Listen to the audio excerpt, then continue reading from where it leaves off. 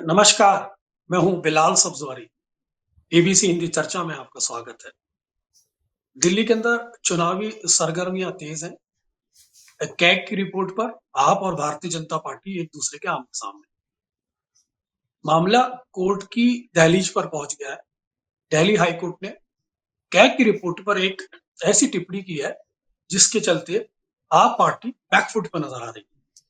Delhi high court का कहना है कि कैग की रिपोर्ट विधानसभा में पेश होनी चाहिए और इस पर जल्द से जल्द चर्चा कराई जानी चाहिए। टाला मटोली से कुछ फायदा नहीं होने वाला, जिसके बाद से भारतीय जनता पार्टी के नेताओं का उत्साह बढ़ा हुआ दिखाई पड़ रहा है।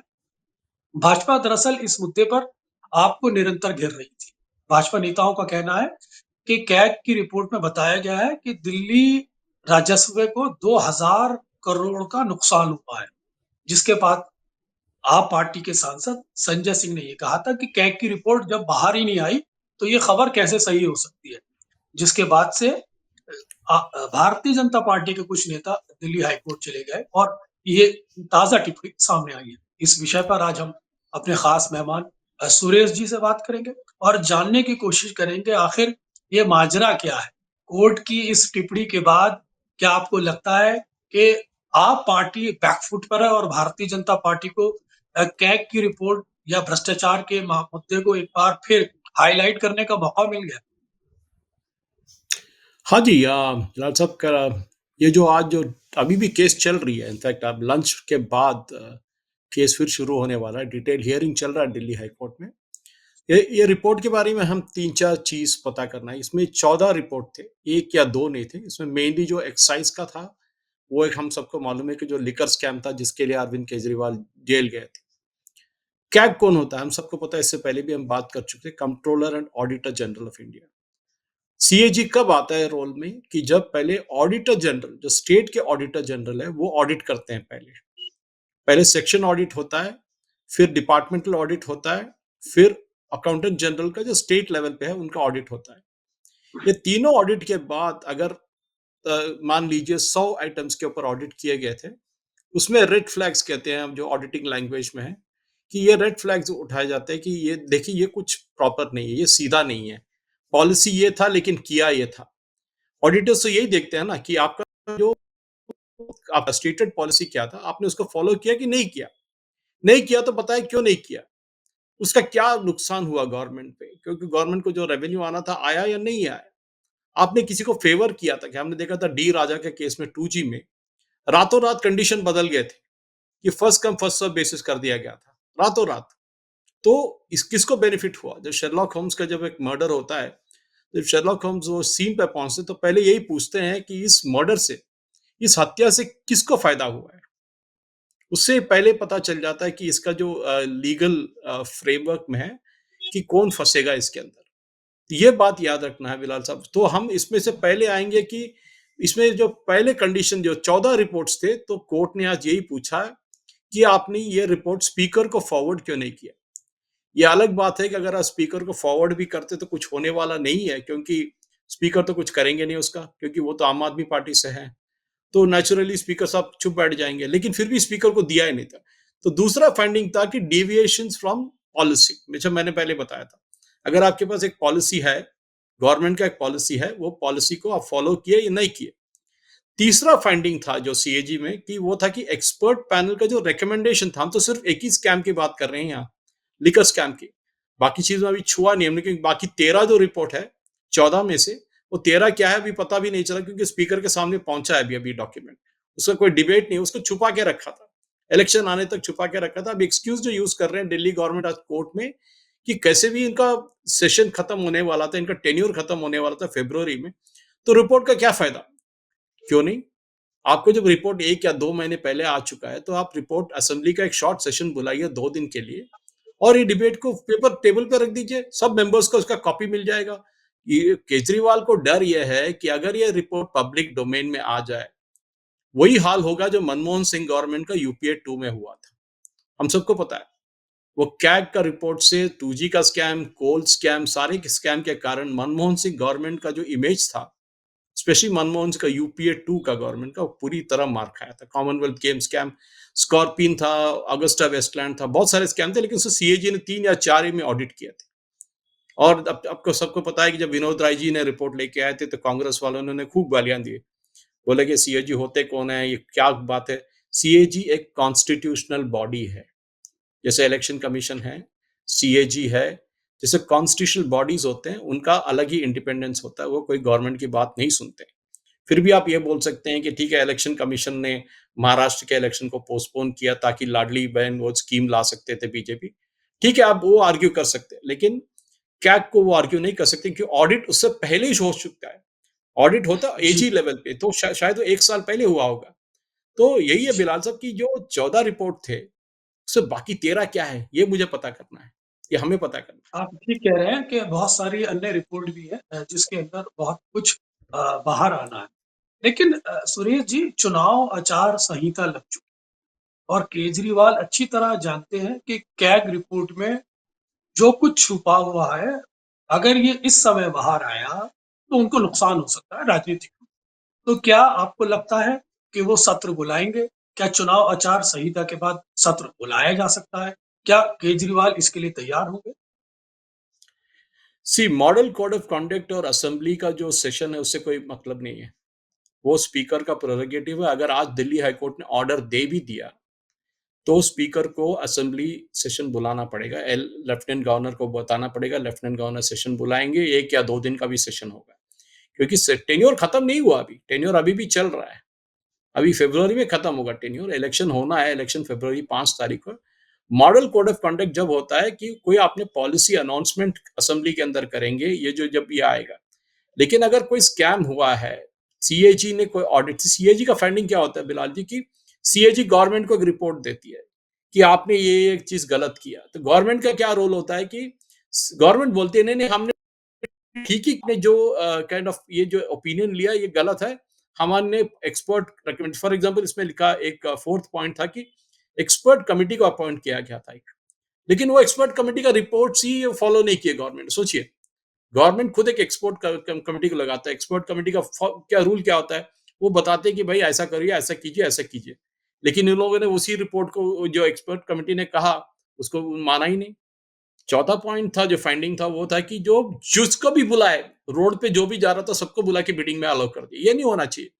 जब बिडिंग होता है तो उसमें थोड़े पैरामीटर्स होते हैं, एक होता है फाइनेंशियल कंडीशन, ये बिडर कौन है, इसका नेटवर्थ क्या है, ये कोई बेनामी तो नहीं है किसी के लिए, या ये पूरे मिलके एक पूरे तरह एक कार्टेल बना के आ रहे हैं क्या ये लोग, ये एग्जामिन करना पड़ता है। और सीएजी क्लियरली कहता है कि जिसको भी चाहे उसको अलाउ कर दिया, वो कभी नहीं हो सकता। तो कंप्लेंट था इसके ऊपर कि फाइनेंशियल कंडीशन जो था वो था, पांचवा फाइंडिंग जो था कि फाइनेंशियल कंडीशन, बिडर्स का जो फाइनेंशियल कंडीशन होता है, उसके लास्ट बैलेंस शीट होते हैं, उसके 3 साल के बैलेंस शीट होते हैं, उसको एग्जामिन करना पड़ेगा कि इसके पास उतना पैसा है जितना ये क्लेम कर रहा है, जो बिड कर सकता है। सोचिए अगर वो 1,000 करोड़ का बिडिंग करना है, अगर उसका टर्नओवर सिर्फ 100 करोड़ है तो कैसे करेगा वो। तो आपको वो फाइनेंशियल बिडिंग के लिए आपको उसको पता करना है कि आप इसके पास कंडीशन है, इसके पास फाइनेंशियल बिडिंग है कि नहीं है। ये नहीं कि आरा फेरा बंदा जो रोड पे घूम रहा है उसको लाके आपने बिडिंग में लगा दिया। तो ये था फाइंडिंग नंबर 5। मैं रिपोर्ट से पढ़ रहा हूं आपके लिए, क्योंकि ये रिपोर्ट संजय सिंह ने कहा था कि अभी आप बाहर ही नहीं आए तो आपको पता कैसे चला, लेकिन अभी तो कोर्ट के सामने है रिपोर्ट। फिर था 6 फाइंडिंग था violation in the issue of licence. इसी बात पे आपको पता होगा कि केसीआर के बेटी के चंद्रशेखर राव जो तेलुगु देशम सॉरी टीआरएस के जो लीडर थे, तेलंगाना राष्ट्र समिति बाद में बीआरएस बन गया था, उनके बेटी ने एक 5 स्टार होटल में दिल्ली में एक मीटिंग बुलाई थी। उनके पार्टी वाले और 13 लिकर कॉन्ट्रैक्टर जो पंजाब से थे, वो लोग ने मिलके एक साउथ कार्टेल बनाया था। उसी एक कार्टेल का मेंशन यहाँ किया गया है अभी। ये बात अलग है कि उनको जमानत मिल गई, वो वापस हैदराबाद पहुंच गए, लेकिन अभी ये पता चल रहा है कि सीएजी ने क्या वायलेशन को पेनलाइज नहीं किया, ये कह रहे हैं। ये था फाइंडिंग नंबर 7। ठीक है, हम सिर्फ एक ही रिपोर्ट की बात करें, फिर मैं वही दोहराना चाह रहा हूं, 14 रिपोर्ट है, इसमें शायद 2,200 करोड़ की जो बात कर रहे हैं, शायद उसमें 1,800 करोड़ तो इसी में से जाएगा जो लिकर स्कैम से गया था, बाकी चीज और हो सकता है, उसके बारे में पता भी नहीं है हमको। ना कोई स्पीकर के पास, स्पीकर ने पब्लिश किया, पता स्पीकर को दिया नहीं दिया, ये बोल रहे कि अभी तो खत्म होने वाला है समझ। ठीक है यार, आप इतने पारदर्शिता की बात करते हैं, आप कहते हैं कि हम धुले दूध में धुले हुए हैं, तो आप रिपोर्ट तो रिलीज कीजिए ना भाई साहब, क्या प्रॉब्लम है था। ये और एक बात था कि फाइंडिंग नंबर 8, इसमें लिखा गया कि कैबिनेट एंड एलजी, आप लेफ्टिनेंट गवर्नर को बगल में वो लगा दीजिए बाजू में, कैबिनेट का अप्रूवल भी नहीं लिया गया था पॉलिसी डिसीजंस के लिए। आप सोचिए, तो एक राजा चल रहा था जो राज चला रहा है, बस कैबिनेट से कोई अप्रूवल नहीं मांग रहा था, वो जो मर्जी चाहे किया उसमें। ये लिकर स्कैम में भी बताया गया कोर्ट में, जब सीबीआई का और ईडी का जो चार्जशीट आ रहे थे, उसमें क्लियरली बताया था कि केजरीवाल यूनिलैटरल डिसीजंस ले रहे थे, और उनका सबसे बड़ा खासियत क्या है बिलाल जी, वो एक भी पोर्टफोलियो होल्ड नहीं करते। तो बोल सकते हैं जी कल के दिन मुझे कुछ पता नहीं, मैं तो सिर्फ मुख्यमंत्री हूं, लेकिन कैबिनेट का एक कलेक्टिव रिस्पॉन्सिबिलिटी होता है। आप जो भी पॉलिसी इंप्लीमेंट करने वाले हैं, आप कैबिनेट के सामने लगाना चाहिए, कैबिनेट में वो अप्रूव होना चाहिए, फिर जाएगा वो लेफ्टिनेंट गवर्नर के पास उनके दस्तखत के लिए। आपने कुछ भी नहीं जी किया। जी जी। लेकिन सुरेश जी, जो भारतीय राजनीति है बड़ी विचित्र है। कभी कभी भ्रष्टाचार के मुद्दे क्लिक कर जाते हैं, या कभी कभी भ्रष्टाचार के मुद्दे जनता को अपील नहीं करते। ये दोनों दोनों बातें। लेकिन दिल्ली के अंदर जिस तरह से भारतीय जनता पार्टी एक भ्रष्टाचार के मुद्दे पर बार बार आप पार्टी को घेरने की कोशिश की कर रही है, और खास तौर से जिसमें लिकर स्कैम एक बहुत बड़ा स्कैम, जिसके चलते उनके बहुत सारे मिनिस्टर जेल भी गए। तो मैं ये समझना चाह रहा हूँ कि इस कैग की रिपोर्ट क्या का इलेक्टोरल पॉलिटिक्स, यानी कि धरातल पर जनता में किस तरह का मैसेज जाएगा, या किस तरह से ये प्ले आउट होगी। बिलाल जी, एक बात याद रखिए, अगर कोई आदमी कहता है कि मैं चोर हूं, आप लालू प्रसाद यादव की बात ले लीजिए, तो चारा घोटाला हुआ था, उनको सबको पता था कि एक घोटाला हुआ है, सबको पता। और लालू का जो कैरेक्टर है, लोगों को पता था कि ये पैसा बनाने वाला आदमी है, ठीक है, उसमें कोई संदेह नहीं, तो दो राय नहीं थी। लेकिन केजरीवाल का वो नहीं है ना। केजरीवाल तो कहते हैं कि हम तो सत्य हरिश्चंद्र के बाद हम ही पैदा हुए हैं। उन्होंने खुद कहा है कि अगर मैं भ्रष्टाचारी हूं तो देश के सारे लोग भ्रष्टाचारी हैं। तो उन्होंने एक स्टैंडर्ड क्रिएट किया है कि मेरे से मुझसे ज्यादा साफ सुथरा आदमी कोई हो ही नहीं सकता। इसीलिए प्रॉब्लम है। अगर वो पहले कहते ना मैं तो चोर हूं, मैं रिश्वत लेता हूं, तो कोई पूछेगा भी नहीं फिर। लेकिन जब आप ऐसे आदमी हैं जो कहते हैं कि मैं कुछ भी नहीं करता, आप एक भी पोर्टफोलियो आपके पास क्यों नहीं रखते? यूजुअली बिलाल जी, आपको पता है जो मुख्यमंत्री होते हैं यूजुअली वो होम मिनिस्ट्री अपने पास रखते हैं, लेकिन आपको पता है कि दिल्ली में होम मिनिस्ट्री तो दिल्ली यूनियन गवर्नमेंट के पास होता है। लेकिन कुछ ना कुछ financial portfolio, for example minister of finance, वो अपने पास रखते हैं, रेवेन्यू अपने पास रखते हैं। आप कोई भी मुख्यमंत्री को ले लीजिए, तो इंपॉर्टेंट पोर्टफोलियो सारे अपने पास रखते हैं। लेकिन केजरीवाल ने अपने पास एक भी मिनिस्टरशिप नहीं रखा, क्योंकि अगर आपने उस मिनिस्टरशिप और मिनिस्ट्री का कुछ लफड़ा हुआ, कुछ गलत किया, तो आप पकड़े जाएंगे। लेकिन अभी तो वो हाथ जी, उठा देते हैं, ठीक कहते हैं कि मुझे तो कुछ पता ही ठीक नहीं। कह रहे हैं सुरेश जी। लेकिन लेकिन अगर आप मान के चलिए ये रिपोर्ट पेश होती है, तो ये रिपोर्ट आतिशी पेश करेगी। चूंकि मौजूदा चीफ मिनिस्टर आतिशी है, केजरीवाल आप पार्टी के नेता हैं। तो आपको लगता है कि आतिशी के माध्यम से जब ये रिपोर्ट पेश होगी विधानसभा के अंदर, अगर होती है, अगर इस तरह का कोई स्टेप आप पार्टी लेती है, हालांकि अभी तक ऐसा कोई संकेत नहीं मिल रहे हैं, कोश माना यही जा रहा है कि केजरीवाल कोई ना कोई रास्ता निकालेंगे, कोई ना कोई अवॉइड करेंगे विधानसभा सत्र बुलाने को, क्योंकि अगर उन्होंने विधानसभा सत्र बुला लिया तो भारतीय जनता पार्टी फिर इस मुद्दे को ले उड़ेगी। तो आपको लगता है कि केजरीवाल इस मुद्दे को काउंटर करने के लिए कौन सी रणनीति अपना सकते हैं? साथ ही साथ मेरा अंतिम सवाल ये भी है कि चुनाव बहुत नजदीक आता जा रहा है, और ये मुद्दा क्या अन्य मुद्दों की तरह जो जिस मुद्दे को भारतीय जनता पार्टी केजरीवाल के खिलाफ एक भ्रष्टाचार का एक के रूप में बार बार उठाती आ रही है, क्या कैग की रिपोर्ट भारतीय जनता पार्टी के सभी आरोपों को सही साबित करने में कामयाब होगी? नहीं, मैं यही कर रहा हूँ बिलाल जी। देखिए, ये रिपोर्ट कब आया था? आप इतने दिन उसको छुपा के क्यों रखा? वही बात है, एक ही सवाल है और कुछ सवाल नहीं है। ये रिपोर्ट ये नहीं कि कल आया था या परसों आया था, 3 दिन पहले आया था या एक हफ्ता पहले, बहुत दिन से पड़ा हुआ है इनके पास सीएजी का रिपोर्ट। ये असेंबली तो बुलाएंगे नहीं, ये स्पीकर के सामने प्रेजेंट भी नहीं करेंगे। आप क्यों छुपा रहे हैं? आपको क्या डर है? लेकिन अभी जो मेन एलिमेंट्स है रिपोर्ट में बाहर आ गए हैं अभी। अब केजरीवाल सेशन बुलाएंगे ना बुलाएंगे, वो यही बोल सकते हैं कि दिल्ली हाईकोर्ट से डॉक्यूमेंट लीक किया किसी ने। अभी हम देख रहे हैं सारे टेलीविजन चैनल्स पे उसके स्क्रीनशॉट्स आना शुरू हो गए। कि कैग का रिपोर्ट के बारे में। तो यही बात होता है कि अगर कोर्ट ने ऑर्डर किया, ठीक है तुम सेशन मत बुलाओ यार, ठीक है तुम छोड़ो, लेकिन रिपोर्ट को टेबल पे रखा जाए और हर मेंबर को उसका कॉपी दिया जाए, खत्म, रिपोर्ट बाहर आ गया। सारे वो दिल्ली के बीजेपी वाले 8 जो एमएलए हैं वो सारे उसके जेरॉक्स कॉपी बनाएंगे और बांटना शुरू कर देंगे। केजरीवाल को जवाब देना होगा। केजरीवाल ये नहीं कह सकते कि सीएजी चोर है, वो कहेंगे भी शायद, वो कहेंगे सीएजी को पता नहीं ऑडिट कैसा करना, मुझसे पूछे, मैं आईआरएस ऑफिसर हूं था, मुझे पता है ऑडिट कैसा करना है। अरे भाई साहब, आपने जब पॉलिसी डिसीजन कैबिनेट के सामने ही नहीं रखा, आपने लिकर पॉलिसी का अप्रूवल कैबिनेट से क्यों नहीं लिया, फिर बाद में बोलते हमने इसको विड्रॉ कर लिया।